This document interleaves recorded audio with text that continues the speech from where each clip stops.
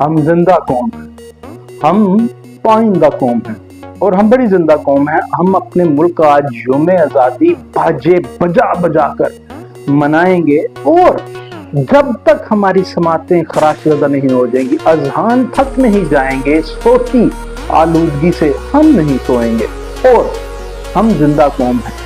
اور ہم بھلا کیوں قائد اعظم اور ان کے رفقا کار کی عظیم قربانیوں کو یاد کریں گے؟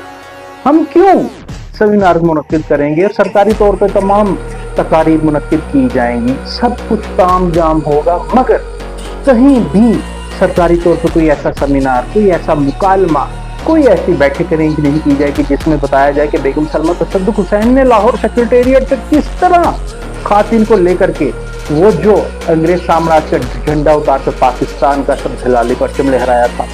ہم یہ قطعاً نہیں بتائیں گے کہ کس قدر بلڈ شیڈ ہوا، خون ریزی ہوئی، اور یہ پاکستان ہمارے اسلاف نے کن محنتوں سے حاصل کر کے ہمیں دیا تاکہ آج کی نسل نو کو اس آزادی اور اس وطن کی قدر و منزلت کا پتہ لگ سکے۔ یہ بالکل نہیں بتائیں گے۔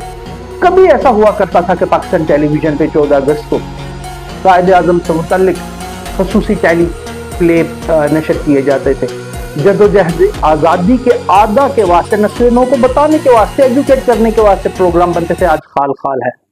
اور ایسا کیوں ہو رہا ہے؟ کیونکہ ہم زندہ قوم ہیں اور پائندہ قوم ہیں، اور ایسا اس لیے ہو رہا ہے کیونکہ قائد اعظم نے جس جدوجہد کے بعد اور ان کے رفقا نے یہ پاکستان ہمیں لے کر کے دیا، آج قائد اعظم کے پاکستان میں کئی بزوم خودی نام نہاد آج کے پاکستان کے قائد اعظم بنے بیٹھے ہیں، اسی لیے شاید یہ نہیں ہو رہا۔ بہرحال ہم باجے بجا کر جب تک ہمارے دماغوں کی دہی نہیں ہو جائے گی، ہم اپنا یوم آزادی منائیں گے۔